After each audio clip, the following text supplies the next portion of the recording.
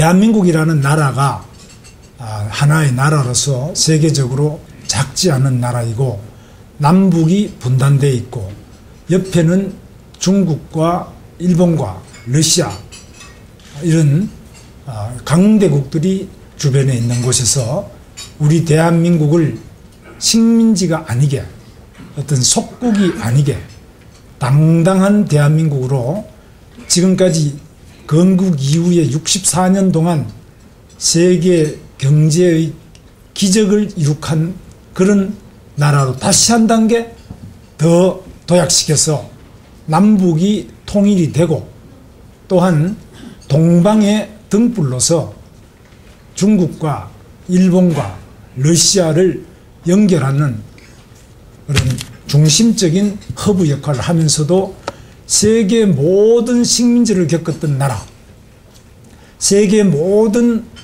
어려움을 겪고 있는 아프리카, 남미, 아시아, 유럽의 여러 나라들 모두 다가 대한민국은 식민지를 겪었으면서도 죄 없이 분단된 나라에서 또 전쟁이라는 잿더미 위에서 자원은 하나도 없는 자원 빈국에서 어떻게 64년이라는 짧은 세월 동안 이렇게 삼성이 소니를 이기고 LG가 필립스를 이기고 현대 기아가 일본의 미쓰비시 자동차로부터 배웠는데 지금 다 뛰어넘어버리고 어떻게 이런 기적을 이룩할 수 있었을까? 여기에 대해서 매우 놀라고 또 배우고 싶어하는 나라가 많습니다. 저한테도 가르쳐 달라고 하는데 저도 사실 뭐 별 가르쳐 드릴 능력이나 여건이 안 됩니다만은 전 세계가 지금 대한민국을 주목하고 있습니다. 며칠 전에 일본에 제가 투자를 유치하기 위해서 갔는데 도쿄에서 만난 여러 그 CEO들이 우리나라 투자를 하는 그 CEO들이 어제 한국에 대해서 굉장히 기대를 많이 하고 있습니다. 당신네 나라는 잘 될 것 같다. 일본은 정치인들이 영 매가리도 없고 기대할 것도 없고 답답한데 한국 정치인은 뭐 좀 잘하는 것 같다 이래요. 그래서 우리는 국내에 가면 욕만 시켜 먹는데 어떻게 여기 오니까 기대를 다 하십니까? 하여튼 일본 정치가 하도 답답해서 하는 소리가 그렇다고 해서 제가 일본에 그 공항에 기다리면서 책방에 가보니까 그 작은 책방에 한국말 배우는 책이 수십 종이 나왔더라고요. 제가 일본에 지금 간 지가 1년이 안 되는데 불과 한 10개월 전만 해도 안 그래요. 요즘에 일본에서 한국말 배우는 책이 이렇게 많다. 한국 관광 가이드 책을 보니까 관광 안내 책자도 수십 종이 나와있어요. 전에는 중국이 많고 주로 뭐 미국, 유럽 이런데 지금은 한국 책이 제일 많아요. 제 눈에 보니까. 제가 일부러 딱 세어보니까 갑자기 한국에 대한 이 호기심과 대망. 저 또 가서 버스를 우리 같이 타고 다녔는데 그 버스 운전기사도 한국말을 배운다고 지금 열심히 우리한테도 한국말 배우는 사람마다 전부 한국말 한마디씩 해요. 이게 정말 지금까지 제가 일본 사람 만날 때하고 완전히 달라졌어요. 그래서 중국도 지금 보면은 중국의 우리 경기도에는 중국 광동성, 연영성 여기가 전통적으로 오랫동안 우리 자매고 중국의 산동성, 강소성, 하북성, 천진시 여기가 전부 우리 우호 자매 도시입니다. 그런데 이런 지역에 있는 공무원들도 우리 경기도 인재개발원에 공부하러 몇 주씩 이렇게 와서 돈 내고 자기들 돈 내고 옵니다.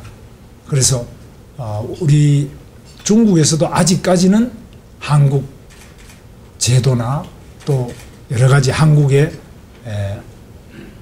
여러 가지 뭐 성형수술이든지 뭐 이 화장품이든지 인기가 좋지 않습니까? 과거에 양귀비보다 더 인기 있는 게 한국의 소녀시대가 되어 있는 거 아닙니까? 그래서 지금 대한민국에 대해서 중국 사람들이 사실 관광을 많이 와도 호텔을 받을 호텔이 없다. 그래서 우리 경기도에 러브 호텔까지 와서 하룻밤 자고 가는데 이것도 좀 저는 굉장히 생각해 봐야 될 정도로 세계가 지금 우리나라를 주목하고 있습니다. 아르헨티나의 사무총장, 그 이베로 아메리카 협회의 사무총장, 그 22개국이 있더라고요. 스페인, 포르투갈, 식민지 하던 이런 나라의 국가들이 모여가지고 자기들끼리 여러 가지 우호를 도모하는 거기 사무총장 한 사람이 마침 아르헨티나의 부에노스아이레스 주 출신이에요. 그 주 자체가 부에노스아이레스 주 자체가 우리 경기도보다 몇 배가 되더만요. 그런데 이 사람이 하는 이야기가 저보고 계속 경기도하고 부에노스아이레스 주를 자매 관계를 좀 맺을 수 있도록 해달라. 꼭 자기 지역을 방문해달라 그랬어요. 제가 우리 담당자들한테 물어보면 가는데 시간이 36시간 이상 걸리는데 내가 왕복 72시간 이상을 서서 갈 형편이 못 된다고 제가 계속 거절해도 계속 좀 와달라는 거예요. 그래서 제가 하도 난처해서 나중에 생각해 보겠다 그러고 아직 못 갔습니다만은 왜 그렇게 오라 그러냐 제가 물어보니 자기가 어릴 때 자기 마을이 코리아타운인데 1960년대 코리안들이 땅이 없어서 그 부에노스아이레스 주로 농업 이민을 왔다는 겁니다. 근데 그 농업 이민 와서 사는 거 보면 잔치하고 이럴 때 자기도 옆에 같이 살면서 보면은 한심했는데 지금 자기가 사무총장이 돼가지고 교육용 기자재, 컴퓨터 입찰을 보니까 전부 삼성, LG가 다 차지하는데 가격도 제일 좋고 성능, 품질, AS 모든 게 세계 최고인데 자기는 전자제품이라면 일본 또는 뭐 미국 IBM이라든지 이런 걸 생각했는데 지금은 삼성, LG 이런 데 비교가 안 된다는 거예요. 그래서 그럼 어떻게 자기 어릴 때 이 사람 저보다 나이가 한참 어려요. 거의 10살은 안 되면 상당히 어린 사람인데 그동안 무슨 일이 일어나서 그 짧은 자기 어릴 때 보던 이 코리아하고 지금하고 이렇게 달라져 있느냐. 그동안에 무슨 일이 일어난지 필경 무슨 일이 일어났는데 그걸 잘 소개해 주는 데가 없는데 저보고 와서 그런 거 좀 가르쳐 달라는 거예요. 그래서 지금 카자흐스탄이나 또 러시아도 그 의사들이 우리 경기도하고 교류를 하고 있습니다. 카자흐스탄의 보건장관과 차관이 모두 의사인데요. 그 두 사람이 우리 경기도 와서 우리가 경기도하고 카자흐스탄하고 의료 협력을 하고 있습니다. 그래서 그 장관이 우리나라의 경기도에 있는 종합병원에 수술방에 들어가 봤어요. 차관은 외과 의사고 장관은 외과가 아니더라고요. 그래서 그 차관이 직접 수술방에 들어가 보고 우리나라 심장 수술하는 걸 한번 보더니만은 완전히 기절을 해가지고 이야 이거 어떻게 사람들 손솜씨도 최고고 기술도 최고고 병실이나 모든 것이 자기가 유럽이나 미국이나 러시아 이런 데 다니고 협력하고 공부하는데 독일하고도 의료 협력을 했는데 코리아가 최고라는 거예요. 그래서 가르쳐 줄 수 있느냐고 자기들 의사를 보낼 테니까 좀 가르쳐 줄 수 있느냐 얼마든지 보내라서 우리가 지금 계속 받고 있습니다. 거기 의사들이 계속 옵니다. 장관도 와보고 코리아가 최고라는 거예요. 그래서 의료 부분도 있는데 특히 미국에 지금 카마라고 미국에 가 있는 코리안 아메리칸 의사들이 메디컬 닥터 숫자가 18,000명이 되더라고요. 이 사람들 협회에 있는데 그 협회 회장부터 와서 우리 경기도하고 협력을 해봤는데 이 사람들도 지금 우리하고 협력해서 우리 이제 사무소가 경기도 로스앤젤레스에 우리 경기도 사무실이 있습니다. 거기에 비즈니스 센터식으로 내놨는데 거기에서 우리가 원격 화상 진료를 시도를 하고 또 미국에 가 있는 코리안 아메리칸 그 닥터들의 협회에서 의사를 우리한테 보내주고 우리도 또 좀 어려운 거는 또 그리 보낸다든지 서로 이렇게 교류를 하고 있습니다. 이 사람들도 지금 와보고 한국 의료가 제일 좋다. 그래서 지금 손님도 보내주고 또 그쪽하고 여러 가지 협력도 하고 있는데, 제가 얼마 전에 미국에 가서 뉴욕과 로스앤젤레스에서 우리 교포들을 상대로 해서 의료 협정을 이렇게 같이 했어요. 뭐 거기 여러 가지 아픈 사람들 와서 치료할 수 있도록 하는데, 그 사람들 모두 이야기가 저보고 우리 조국이 그만큼 잘 살면은 좀 도와줘야지 안 도와주냐, 이런 이야기를. 제가 처음에 도지사가 됐을 때는, 제가 이제 도지사가 6년째인데요. 제가 경기도 689대 관찰사인데 그 중에 제가 최장수입니다. 그래서 6년째 도지사인데, 제가 처음에 6년 전에 도지사 됐을 때는 미국 가면 전부 우리 교포들이 김지사, 정치는 이렇게 하는 거야. 한국은 그러면 안 돼. 교육도 이런 거야. 전부 저한테 가르쳐 줬어요. 지금은 교포들 수백 명을 모아놓으면 전부 조국이 잘 사는데 왜 안 도와주냐고. 뭐 종을 만들어 달라 그래서 뉴저지 주에는 우리 자매인데, 거기는 코리안 가든벨에다가 종을 만들어 여기서 종을 만들어서 한국 종 있지 않습니까? 그걸 만들어 갖고 배로 싣고 그거 달아줬습니다.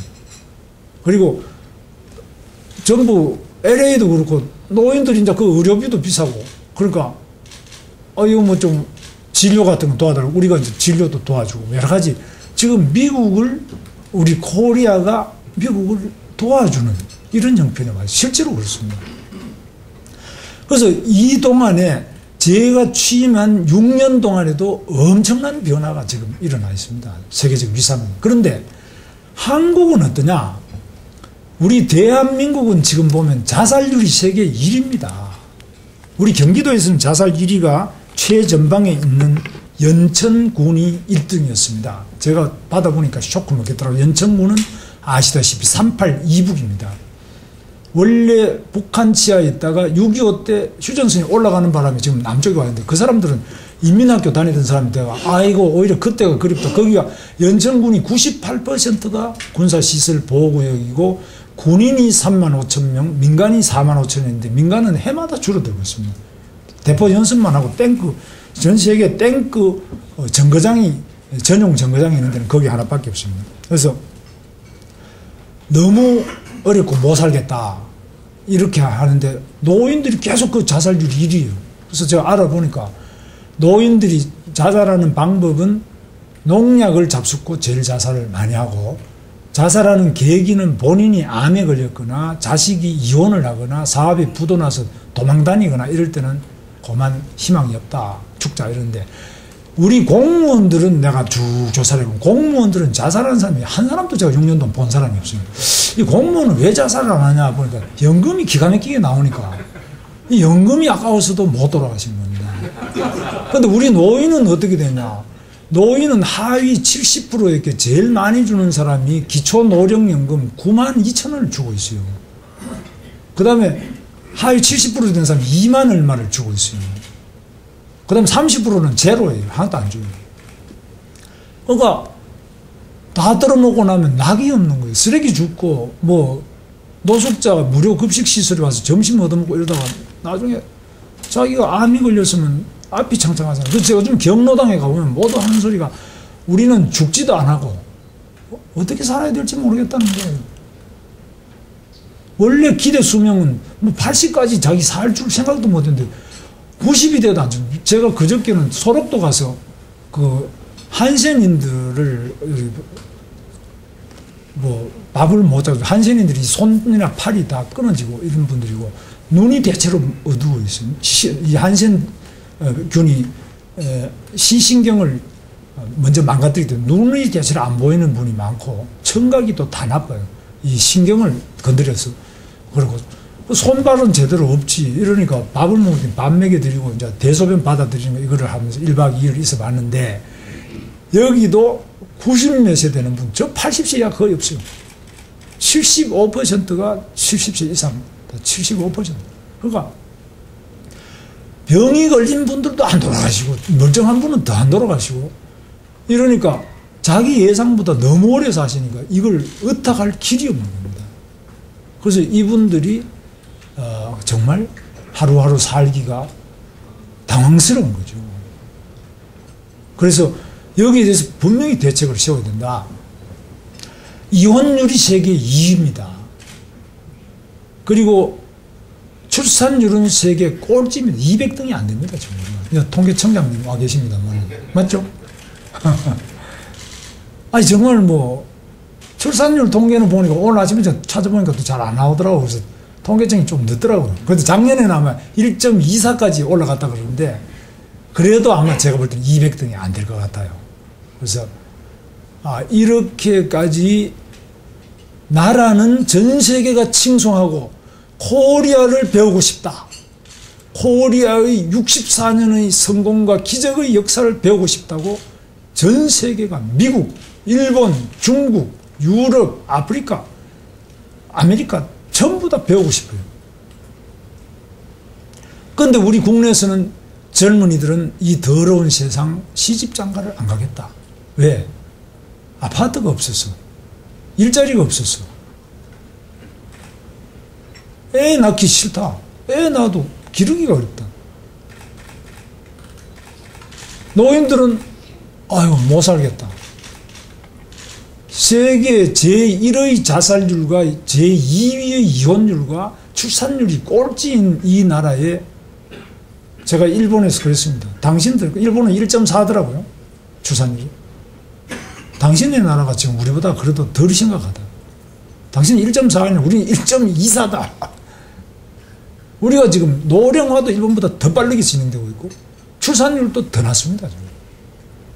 다만 우리에게 희망이 있다면 북한이 있다. 통일이 있다. 그리고 우리는 지금은 섬나라처럼 살지만 섬나라도 3면이 섬이고 한 면은 철조망으로 쳐진 섬이죠. 그러나 우리는 통일이 되면은 대륙국가로 그야말로 해양과 반도를 다 통하는 반도국가로 우리는 발전할 수 있다. 만주에도 우리 코리안들이 살고 있고 또 중앙아시아부터 시작해서 전 세계 우리 코리안들과 바로 자동차 타고 비행기, 배 안 타고도 통할 수 있다. 이런 어떤 소통할 수 있는 가능성이 우리들한테 있고 앞으로 저는 통일이 되면 젊은이들이 일자리 하면 걱정이 있겠나. 우리는 뭐 개성이나 이런 것들이 경기도이기 때문에 제가 이 개성에는 우리 양묘장, 이 나무 묘목 기르는데도 만들어 놓고 우리 한 4년 이상 지금 도와주고 있습니다. 그리고 DMZ 일대에 말라리아 모기가 많기 때문에 우리 군인들은 전방의 군인들은 헌혈이 안 되는 군인들입니다. 말라리아 보균 위험이 있기 때문에 헌혈을 안 받아주는 이런 정도로까지 북한 말라리아가 심각한 상태고 북한 계력도 심각하지만 말라리아가 바로 이 경기 북부 지역 전체에 헌혈이 안 되는 정도로 이렇게 피해가 심각합니다. 그래서 모기는 군사 분계선 지장이 없는 물건이 돼가지고 이게 우리가 말라리아 모기 퇴치를 남북이 공동으로 같이 몇 년, 한 4년째 하는데 하니까 많이 좋아져요. 그래서 북한에 보면은 나무도 없고 강이나 이런 것도 전부 다 황폐화되어 있고 도로, 철도 다 끊어져 있습니다. 집이나 공장이나 광산이나 뭐 학교 모두 다 거의 망가져 있기 때문에 저걸 복구하는데 우리 젊은이들의 유능한 역량, 인력이 마음껏 일할 수 있는 무대가 우리한테 남아있다고 저는 보고 있습니다. 그래서 그런 점에서는 저는 통일은 이것이 비용의 문제라기보다는 오히려 기회의 문제다. 독일에서 우리 독일 대사가 저보고 그러더라고요. 제가 통일 비용이 얼마 들었냐 하니까 독일 대사 이야기가 뭐 독일이 통일돼서 뭐 더 못해진 게 있습니까? 저보고 딱 묻는데 생각해보니까 독일이 통일되고 못해진 게 아무것도 없어요. EU 자체에도 그야말로 통합의 구심이 되기도 하고 또한 EU가 이렇게 앞으로 나가는데 최고의 리더십을 보이는 게 독일인데 통일된 독일이 크기도 하고 안정되고 그 힘을 가지고 다시 유럽 전체를 끌고 나가는 그런 매우 성공적인 통일 국가가 됐다고 저는 봅니다. 거기다가 지금 보면은 메르켈만이 아니라 새로 된 대통령 가욱도 동독 출신. 둘 다 총리나 대통령 다 동독 출신. 내가 물어봐서 이거 어떻게 동독 출신이 이렇게 다 해먹어도 서독 사람 가만히 있습니까? 독일은 워낙 연방 국가이고 주가 중심이기 때문에 주별로 모든 예산이나 재정이나 권한이 주에 있기 때문에 연방에 뭐 수상이나 대통령이 누가 한다는 거 가지고 그렇게 죽기 살기로 우리처럼 이렇게 죽기 살기 안 한다. 왜냐하면 지방 분권이 다 돼 있다. 그거 갖고 그렇게 그럴 리가 없다. 그래서 제가 볼 때는 우리나라 같은 경우에 또 지금 많은 사람들이 통일은 비용이다. 통일은 이게 뭐, 이 탈북자 난민들 이거 어떻게 할 거냐. 뭐 굉장히 걱정부터 하는데 저는 이런 생각 굉장히 문제가 있다고 보고 있습니다. 통일 같은 것은 당연히 우리가 하나가 되는데 독일은 그야말로 죄를 많이 짓고 2차 대전을 일으키고 유태인을 학살하고 인간이 할 수 없는 짓을 해서 분단된 나라입니다. 그럼 우리는 죄 없이 분단된 나라 아닙니까? 우리가 무슨 죄를 지었네. 죄 없이 분단되고 죄 없이 전쟁의 그 스탈린과 미국 사이에 있던 여러 가지 그 비략에 의해서 분단되고 또 전쟁이 일어난 이런 나라인데 우리가 왜 통일이 안 될 이유가 뭐냐. 누가 우리의 통일을 방해하냐. 그리고 통일이 우리에게 왜 희망을 주지? 무슨 문제가 있냐. 우리가 그보다 훨씬 못한 상태에서도 그 식민지 밑에 바로 벗어나서도 그 분단된 상태에서도 그런 어려운 조건 속에서 우리는 불모지에서도 세계 최고의 성공을 이룩한 엄청난 저력을 가진 우리가 이 북한 하나 못 바꿔낼 이유가 뭐냐. 그런 면에서 우리 대한민국의 역사적인 비전 이런 것들이 약하다. 지금 지도자들이 늘 하는 것이 소심한 봉급쟁이 같은 생각을 하고 있지. 이 나라의 주인이 정말 누구냐. 이 세계의 주인이 누구냐. 그런 점에서 정말 우리 코리아야말로 전 세계가 당신들이 한번 희망을 보여주라. 당신들이 한번 능력을 보여주라. 당신들이 새로운 가능성을 한번 보여주라. 당신들은 할 수 있을 것 같다. 이것이 전 세계인들이 우리에게 요청하는 것입니다. 그럼에도 불구하고 우리 대한민국에서 너무나 내부의 분열, 심지어는 지금 종북파들이 국회에 들어온다 이렇게 말하고 있습니다. 그런데 저야말로 저는 뭐 아시다시피 제가 시골에 경북 영천에 아주 시골 1978년에 전기불이 처음 들어온 아주 시골 지역에 봉건적인 경주 긴가의 그 집성촌에서 태어나서 저는 서당 다니면서 자라났습니다. 판잣집, 초가집에서 밥을 못 먹고 제가 살아서 고등학교 3학년 때는 제가 박정희 대통령 삼성 개헌을 한다고 해서 제가 삼성 개헌 반대 시위를 주동했다고 해서 제가 무기징역을 받았습니다. 무기정학을 받았습니다. 그런데 그때 교과서를 보면은 권력자가 자기 권력을 연장하기 위해서 개헌하는 것은 잘못이다고 이렇게 딱 사회교과서 써놨어요. 그거는 이승만 대통령 때 삼성 개헌한 거를 그 교과서에 그렇게 평가를 해놨어요. 그런데 박정희 대통령이 삼성 개헌하는 것도 제가 생각해보면 똑같은 차원이더라고요.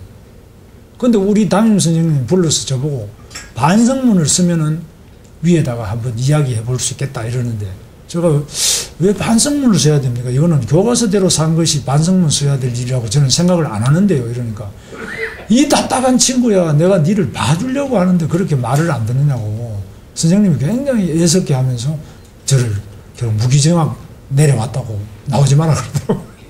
그래서 참 저는 이해가 안 가는지 많습니다만 대학도 들어보니까 제가 1970년에 대학을 입학했는데 이 청계천에 판잣집이나 이런 데 사는데 보고 그 다음에 청계천 판잣집을 전부 뜯다가 광주 대단지 광주군 중부면 국유 산림부지에다가 이 판잣집 철강상을 다 내팽개치고 텐트만 나눠줬는데 교통도 없고 먹을 것도 제대로 없어서 아기를 삶아 먹었다는 이런 유언비어가 돌 정도로 그 당시에 참혹했었는데 제가 그 현장에 쭉 가보면서 야 이거는 이 세상을 들이 엎어야 된다. 이건 안 되겠다. 내 어릴 때 살던 게 이 서울도 똑같구나. 겉으로는 이 빌딩이 많은데 뒤골목 가보니까 제 어릴 때하고 똑같더라고요. 우리 시골 어릴 때 이 서울이 아니구나. 이건 서울이 두 개구나. 저는 그런 걸 느끼면서 제가 살아왔던 그 가장 가난한 사람들의 편이 돼서 가장 억울하게 사는 이 사람 편이 돼서 살아보겠다고 생각하고 열심히 데모도 하고 이 나라를 다시 식민지를 안 만들려면 이런 나쁜 사람들 좀 어떻게 대항해야 된다고 해서 제가 열심히 했더니만 바로 그냥 잘리더라고요.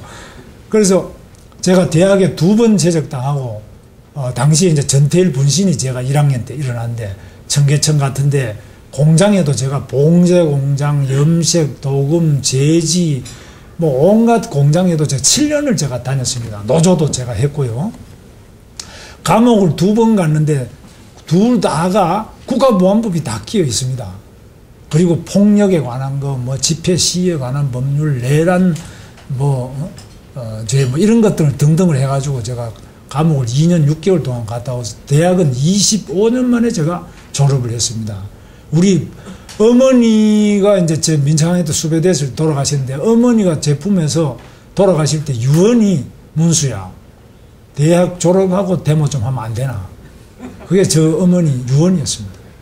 우리 아버지도 그 다음 몇 년 뒤에 돌아가셨는데 아버지 유언도 문수야. 데모도 좋은데 대학은 졸업해야 하면 안 되나. 두 분 다 유언이 그거였습니다. 근데 그 두 분이 그런 유언을 했는데 저는 그분들 말씀하시고 한 18년, 9년 지난 다음에 제가 졸업장을 받으니까 영 허무하더라고요. 어디 보여드릴 분도 없고 제 애가 초등학교 6학년 때 제가 대학을 졸업했는데 그래서 그 졸업장을 들고 우리 부모님 산소 가니까 눈물이 참 많이 나오더라고요.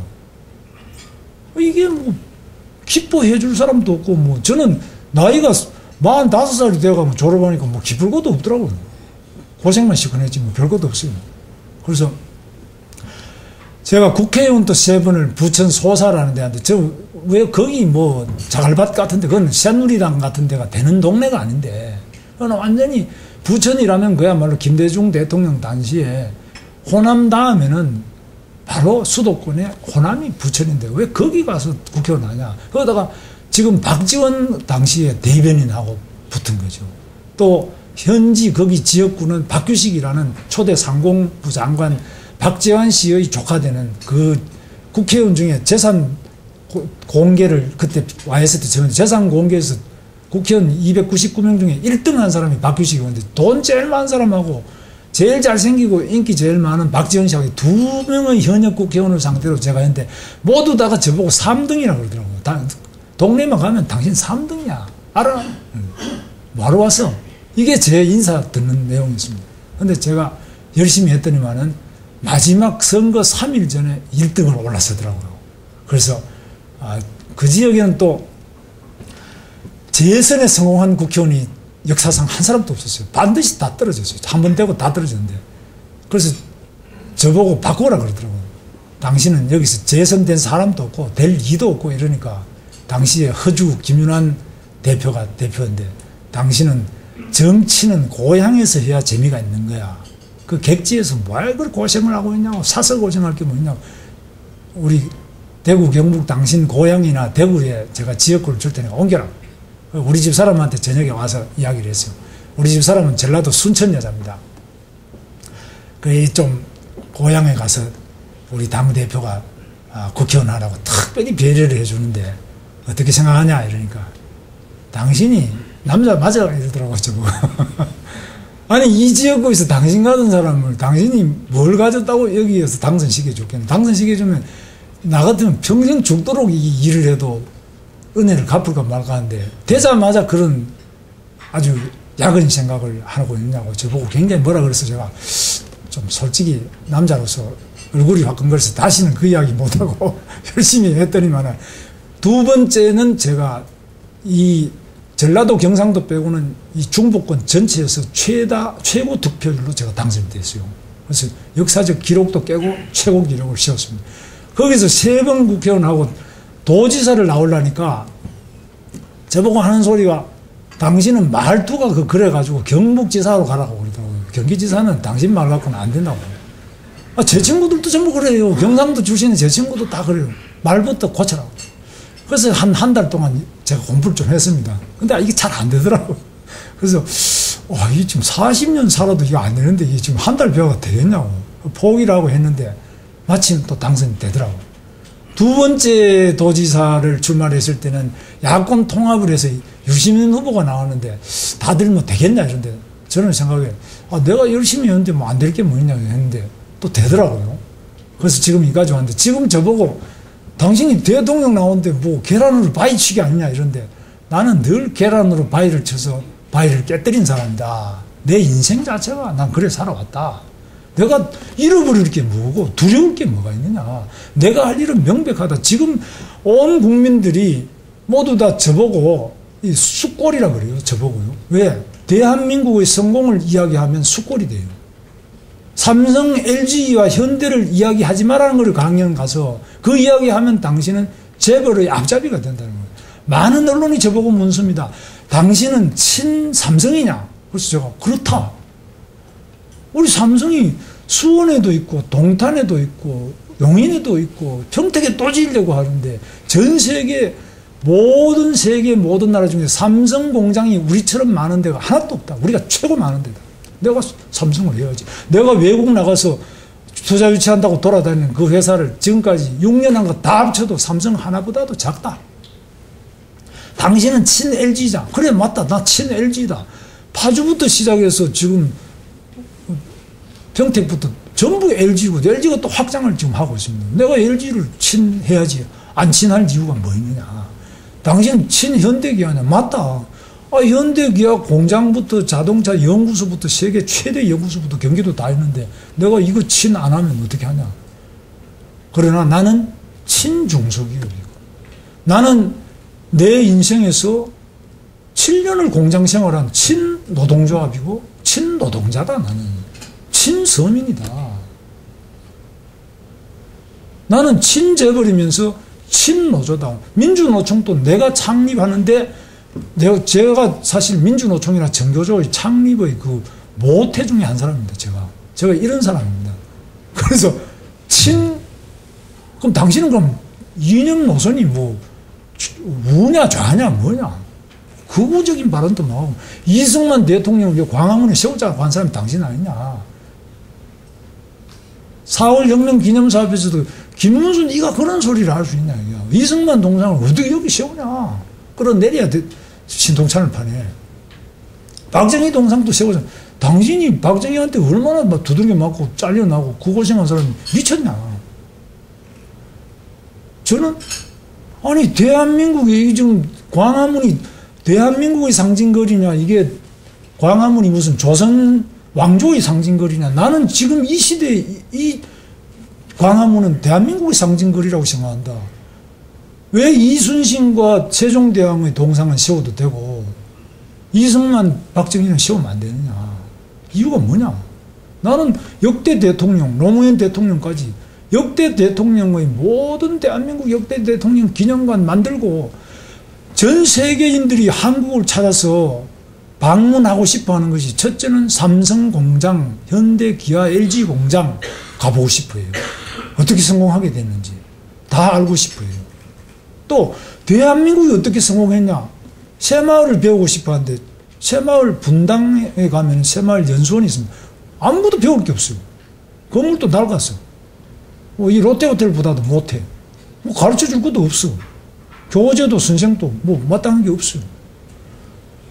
새마을에 대해서도 하려면 박정희 대통령부터 그 시대에 전부 배우고 싶어하는 산업화가 어떻게 성공했는지 민주화도 어떻게 성공했는지 이런 것들을 다 외국인이 전부 다 보고 싶어요. 지금 중국도 민주화를 하고 싶은데 민주화의 가장 모델되는 교과서가 대한민국 아닙니까?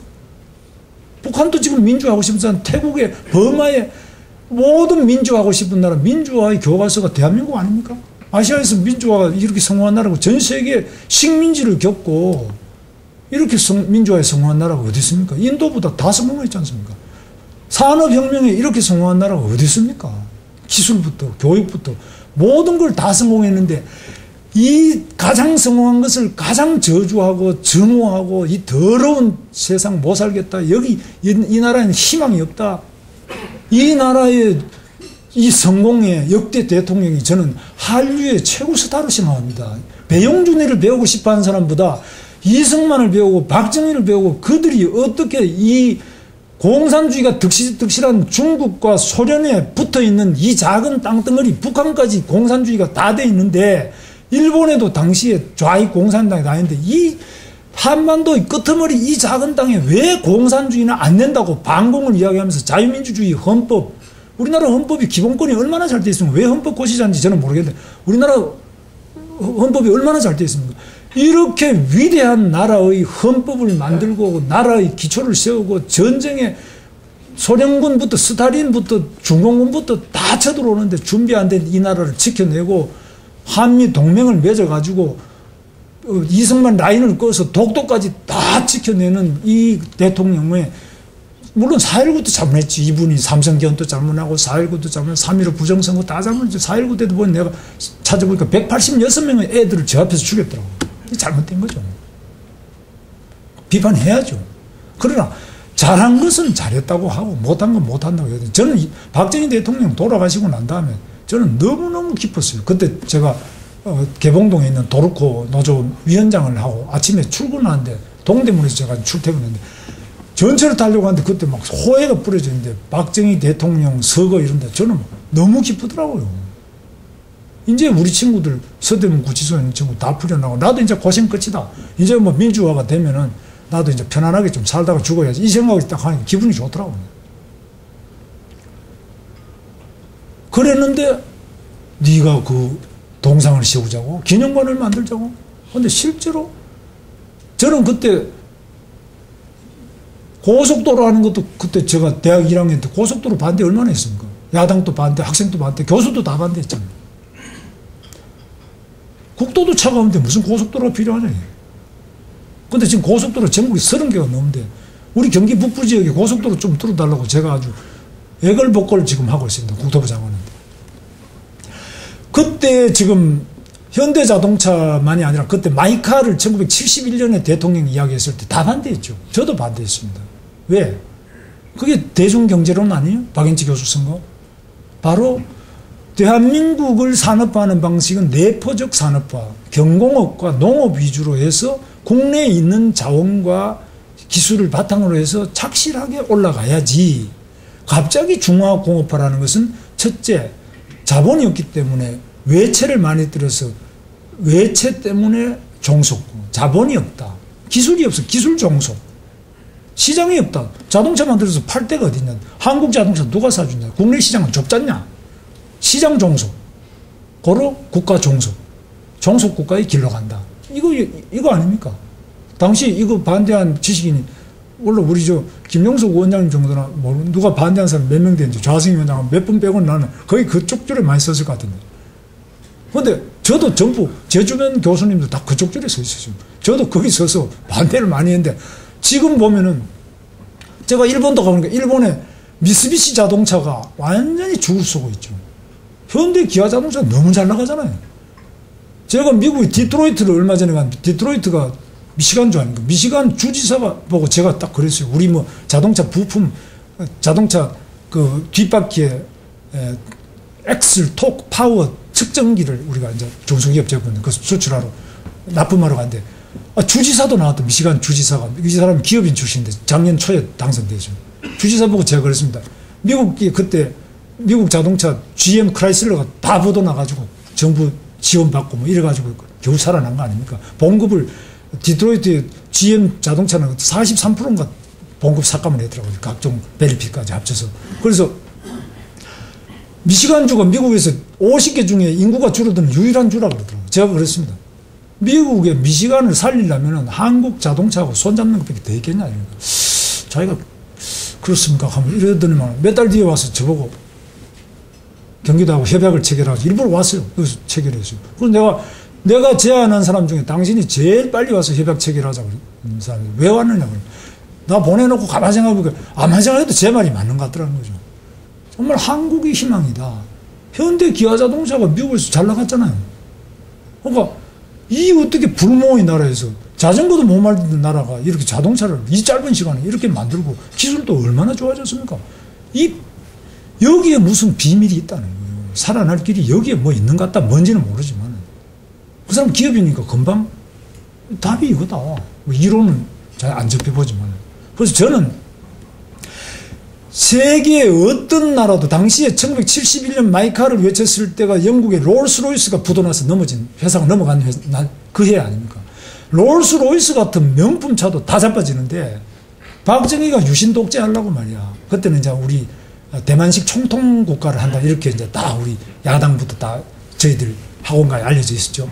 이제는 삼성계언을 넘어서서 영구 집권을 위한 대만식 총통제 국가로 가기 위한 국민 현혹 작업이고, 또한 이것은 히틀러가 아우토반과 그 폭스바겐을 통해서 국민을 세뇌하던 그 수법 그대로다.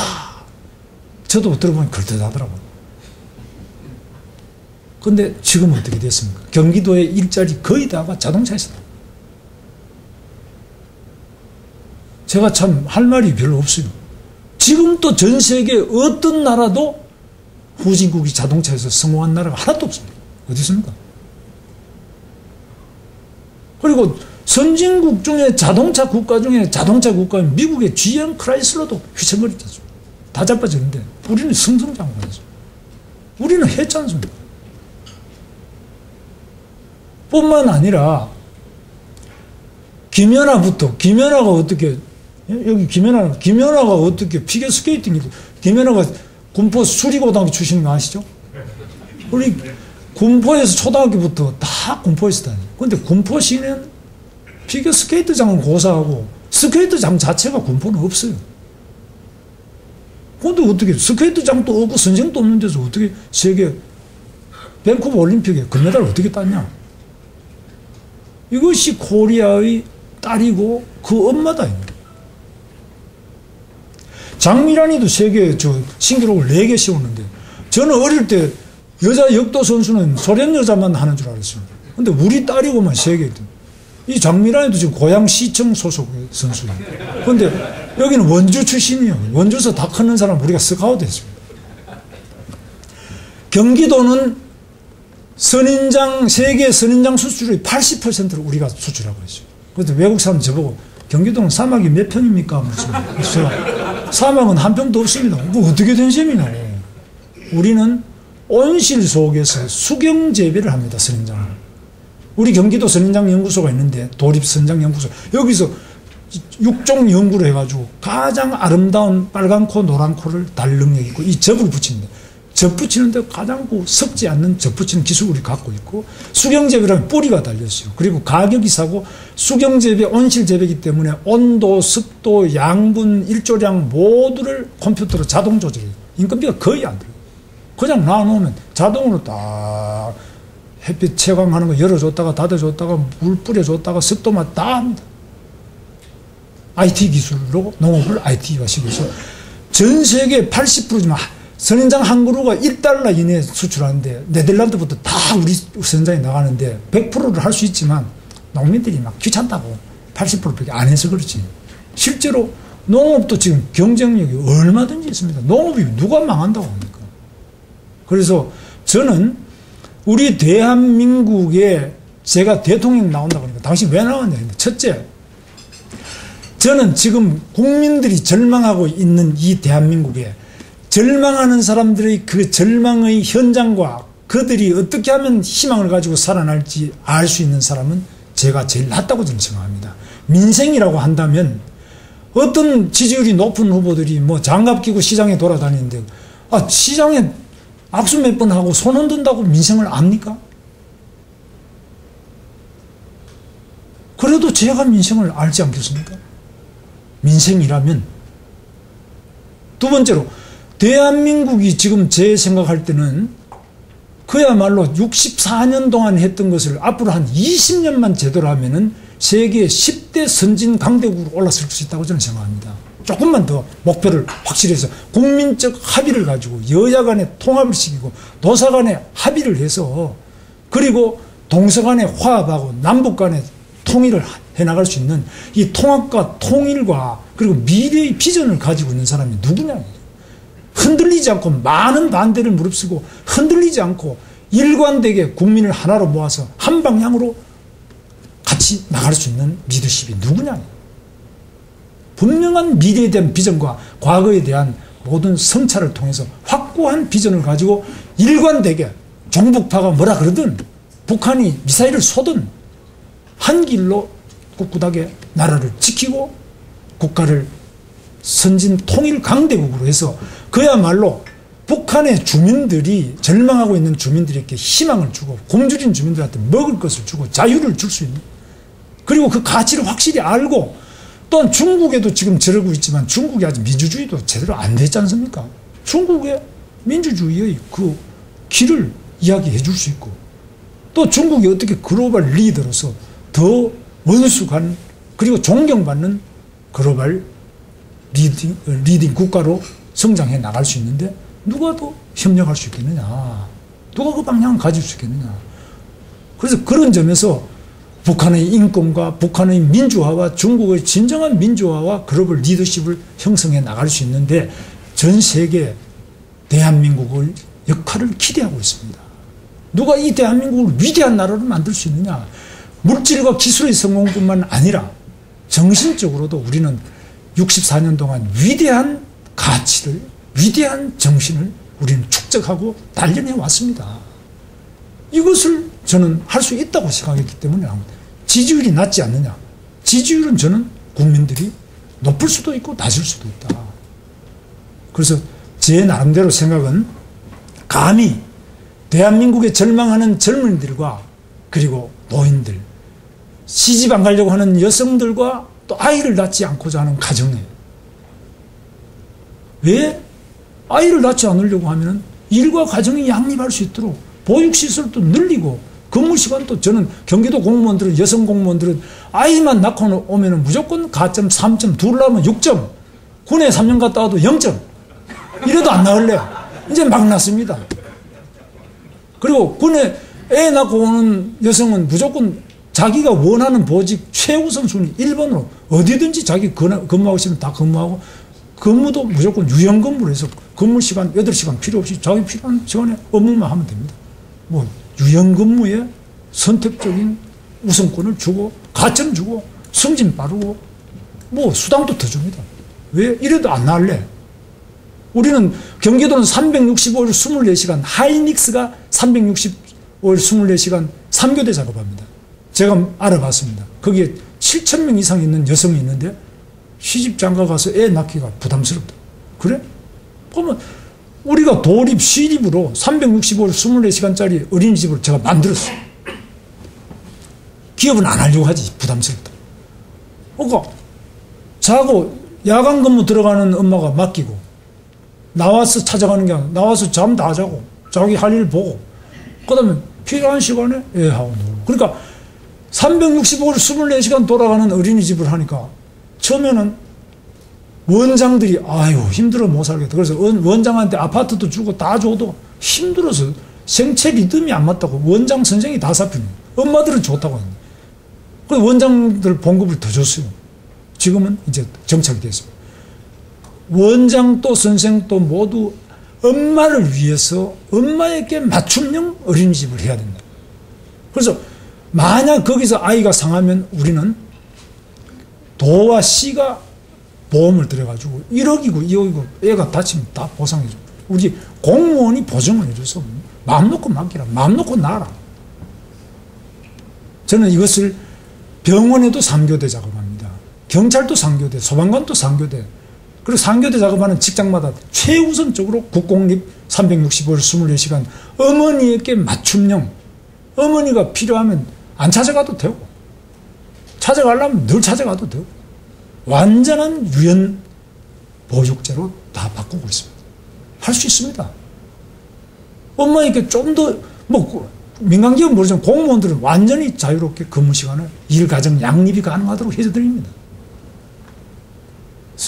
저는 안 될 일이 없다. 우리는 전 세계 역사상 한 번도 성공한 적이 없다는 많은 것을 지난 64년 동안 성공시켰습니다. 해냈습니다. 전 세계가 경탄합니다. 그리고 배우고 싶어 합니다. 앞으로 우리는 더 많은 기적을 만들 수 있고 더 많은 가능성을 현실로 다 이뤄낼 수 있다고 확신합니다. 그런 것을 전 세계인들에게 보여드리고 우리 국민들이 절망하지 않고 희망을 가질 수 있도록 그러한 나라를 만들고 싶어서 제가 나왔습니다. 감사합니다.